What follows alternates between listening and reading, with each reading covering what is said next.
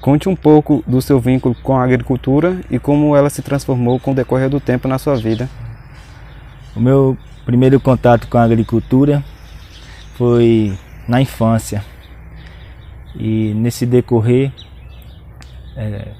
a gente ia crescendo, a gente sempre trabalhou com a agricultura, mas tinha o vínculo, né, de sempre querer sair do campo para ir para a cidade, porque a agricultura naquela época era sinônimo de miséria e de pobreza. Mas ao decorrer do tempo, nessa vivência, a gente percebeu que a agricultura não é esse mito que o sistema criou, e que a gente vem aprendendo que fazendo a agricultura de forma assim mais racional, sustentável, é possível viver bem no campo.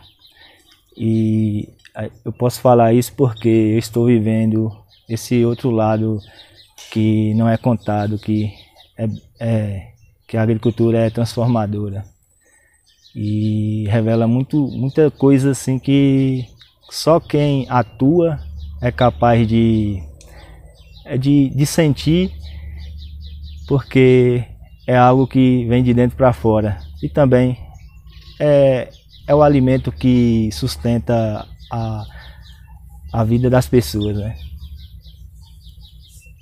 Como era a agricultura antes e como ela se transformou? A agricultura antes, na minha vida, ela era feita daquele sistema convencional.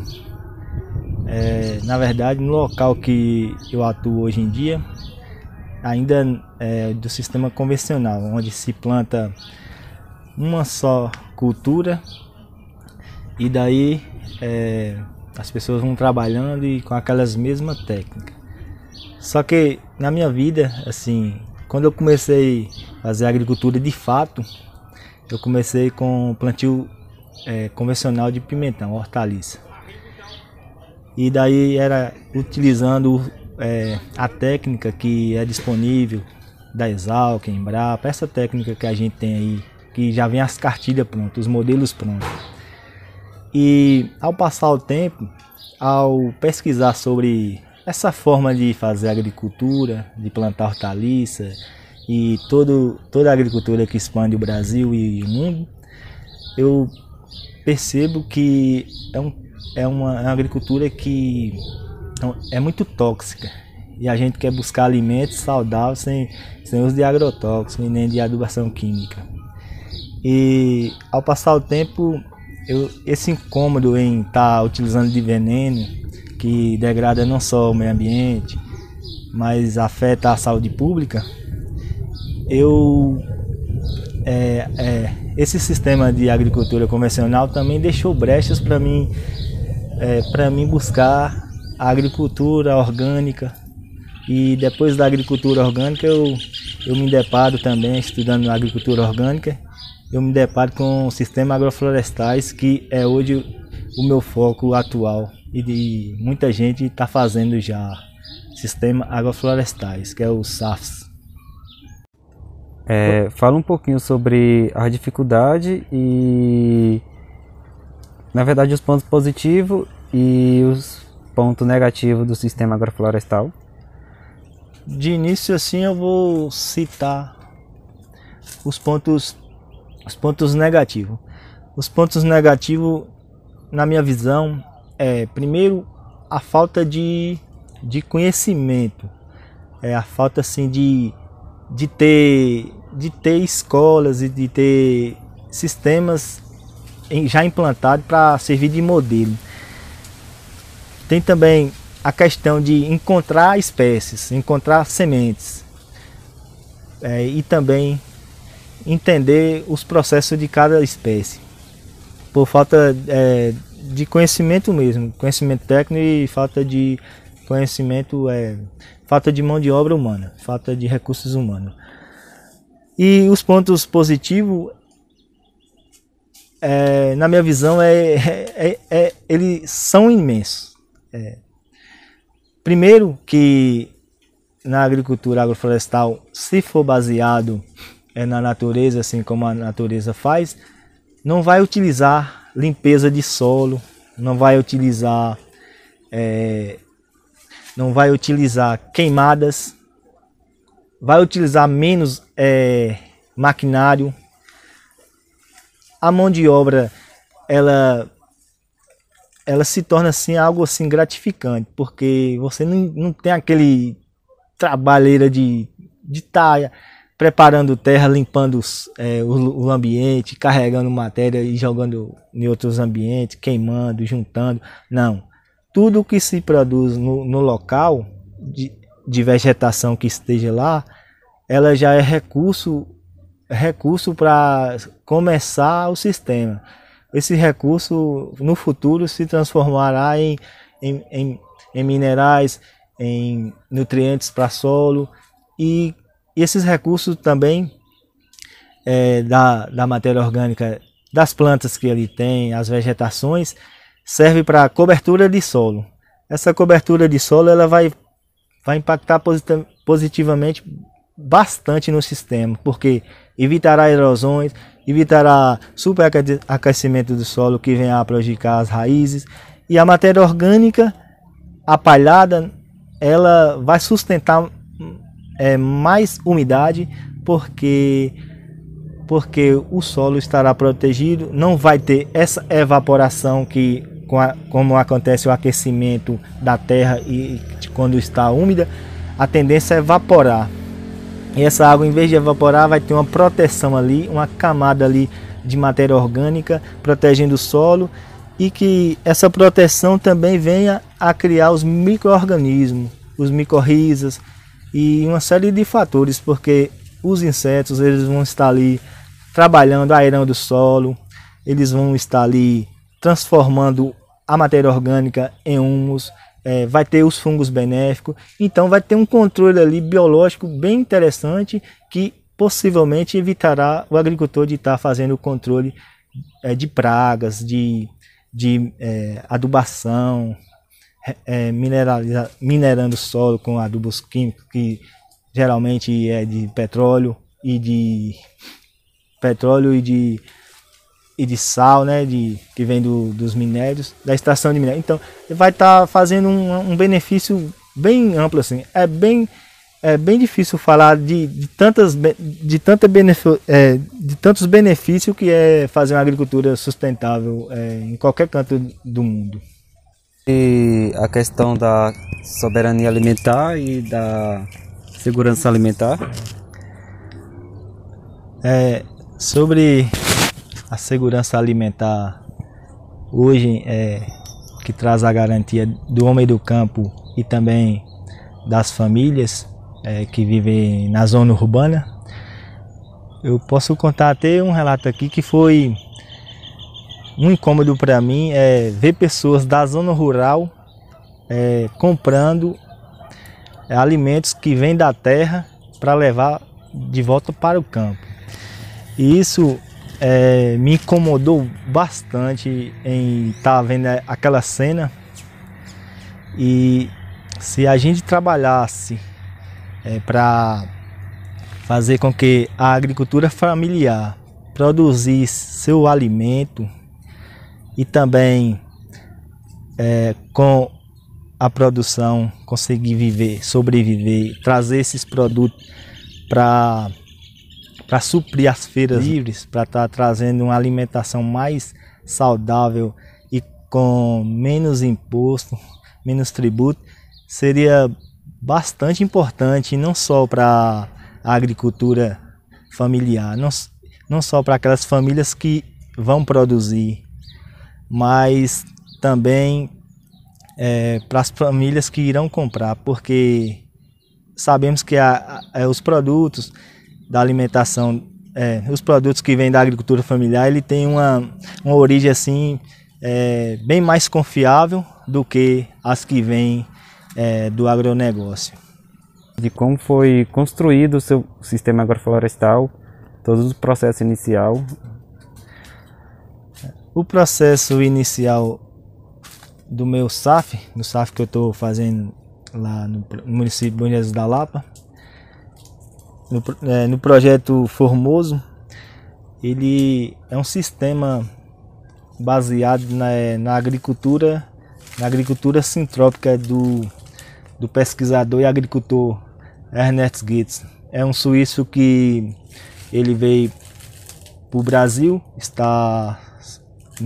começou a fazer sistemas agroflorestais no sul da Bahia, e daí essa ideia dele ela vem sendo dispersada por alguns alunos que fizeram curso lá. E daí, ao conhecer esses sistemas, como eu fazia agricultura convencional de hortaliça, embora não era aplicado agrotóxico, iniciei aplicando adubação química, logo desisti que eu vi que estava causando algum dano lá no solo. E eu fui fazendo, não foi de uma forma assim planejada, porque não tinha conhecimento, não sabia o que usar, as espécies chaves, não conhecia os espaçamentos, a estrutura de cada espécie, se elas gostam de luz ou de menos luz, que hoje em dia a gente já chama de estratificar o sistema, que é estratificar, existe o extrato alto, extrato médio, emergente, o baixo, o rasteiro, que extrato quer dizer necessidade de luz de cada espécie. Aqui a gente está diante de uma bananeira bastante usada no sistema agroflorestais, que ela é de extrato alto, quer dizer que ela necessita de bastante luz. E daí, ao estratificar essas espécies, é muito importante para que o sistema se desenvolva bem. Por isso que a importância de se criar escolas que venham a ensinar os alunos sobre as espécies. Tem os botânicos, já tem os técnicos ambiental, engenheiro florestal. Então, isso é muito importante. Por isso que é importante a educação para formar o agricultor, formar o agroflorestador. E lá no meu caso, eu tinha canteiros de hortaliça, eu fissurado pelo sistema, não planejei, e logo eu já vim colocando bananeira no meio dos canteiros de hortaliça, aí vim colocando jatobá, ipê, tudo que eu achava e que o pessoal fazia a doação das espécie cerrado, Mata Atlântica, da Caatinga, todos os lugares, Amazônia, todos os lugares que chegavam, eu colocando. Inicialmente, só que eu percebo que a técnica ela é importante, porque você não perde tempo e você faz uma coisa que você basicamente terá quase certeza que irá ter progresso. E como a agricultura agroflorestal não é visando uma produção convencional ou monocultura, se você tiver alguma perca com alguma espécie por conta de fatores climáticos, fatores do sistema natural, você terá recuperação, porque você vai ter biodiversidade no sistema, você vai ter produção, não visando só uma única produção, mas várias, de acordo a sua vocação e o seu entendimento de qual espécie colocar no seu sistema, e de acordo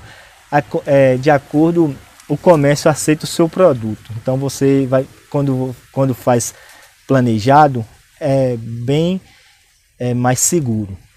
Coisa que na agricultura convencional você planta uma espécie em um ambiente e se ela dá errado, você perde toda a produção, tem que iniciar do zero. E já na agricultura biodiversa, que baseado no sistema agroflorestais, você tem diversidade e também melhora o ambiente, porque cria microclima para criar outras plantas para o sistema. E assim o agricultor ele ganha em sistema de irrigação, porque vai irrigar menos, vai secar menos o solo e uma série de fatores que é benéfico fazer a agricultura agroflorestal. E como foi esse processo de transição do convencional para o agroecológico e quais as dificuldades de construir um sistema agroflorestal no semiárido, diferentemente do sul da Bahia? No início teve muita resistência assim em mudar, né? Porque quando você fica fissurado com aparentemente os sistemas perfeitos que se criou assim em fazer agricultura, o sistema que vem do pacote tecnológico químico, quando você passa a conhecer o pacote tecnológico orgânico, o agricultor ele já tem uma opinião formada e é muito resistente o agricultor mudar. E aconteceu isso comigo também. Eu tive muita resistência para mudar, mas quando eu decidi mudar, eu já tinha uma mente formada para sair do convencional, para partir para o orgânico e em seguida ir para o sistema agroflorestais. E senti uma pressão muito grande também, principalmente dentro de casa e também da sociedade, que por falta de conhecimento achava que essa mudança de paradigma seria drástica demais para dar certo. E conversando lá em casa com meus irmãos, que é agricultor também, que também era fisgado pelo sistema da química, eu consegui assim trazer uma mensagem para eles que era possível fazer agricultura baseada no que a natureza já vem fazendo há bilhões de anos. Mas essa transição assim, ela foi muito assim, muito demorada até eu perceber que era possível. Eu tinha muito medo, os medos, né, que o sistema traz, aqueles medos que se plantar vai perder tudo, e por conta desse medo, até hoje a região ela não conseguiu ainda entender os processos do sistema florestais, porque não tem assim um pioneiro ou alguma coisa assim já feita aqui. E caminhando aqui em Riacho Santana, no município de Riacho Santana e alguns outros lugares do Banheiros da Lapa, que tem um clima semiárido, quente, e embora alguns lugares, por exemplo, aqui em Riacho tem solos férteis, é notável a gente ver isso, perceber na verdade, que aqui é possível fazer agricultura, sistema agroflorestais, mas também tem uma dificuldade. Por quê? Porque a gente ainda não conhece totalmente o sistema vegetativo aqui para usar as espécies como chave. Mas a gente sabe que aqui a palma sai bem, tem mandacaru, tem árvores que a gente pode tá resgatando e jogando e implantando no sistema agroflorestais. A gente tem as exóticas que pode também dar esse suporte inicial, e lá na frente a gente pode estar revendo essas exóticas como a economia, porque tem madeira, adubação verde e algumas exóticas servem para alimentar os animais. Que os animais também fazem um papel muito importante para a economia das famílias que poderia fazer agroflorestal, sistema agroflorestais aqui no semiárido aqui do Nordeste.